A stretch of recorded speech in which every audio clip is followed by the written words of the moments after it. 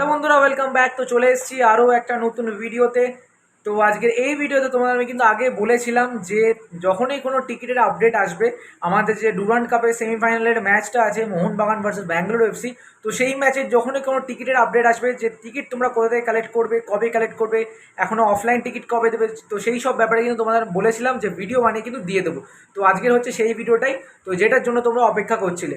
তো ইতিমধ্যে কিন্তু কিছুক্ষণ আগেই আমি আপডেট পেলাম যে অফলাইন এবং অনলাইন রিডিমশন, ঠিক আছে। তো আজকে 25 তারিখ, তো কালকে 26, তারপরে 27। তো 26 তারিখ এবং 27 তারিখ কিন্তু তোমরা অফলাইন এবং অনলাইন টিকিট রিডিম করতে পারবে, আর অফলাইন কিন্তু কাটতে পারবে।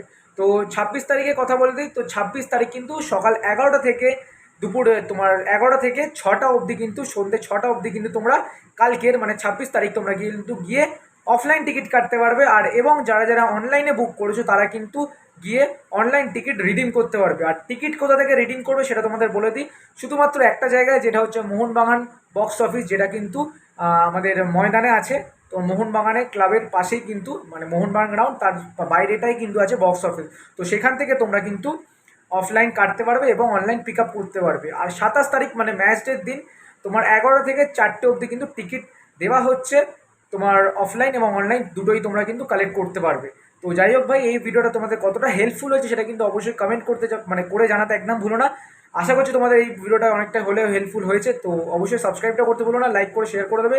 আর তোমাদের 27 তারিখের ম্যাচের প্রেডিকশন কী আছে সেটাও কিন্তু কমেন্ট করে জানাতে একদম ভুলো না। আশা করছি তোমাদের কোনো প্রবলেম হবে না। যদি কোনো প্রবলেম হয় পরেও, তাহলে কিন্তু কমেন্ট করতে একদম ভুলো না। চলো, টেক কেয়ার।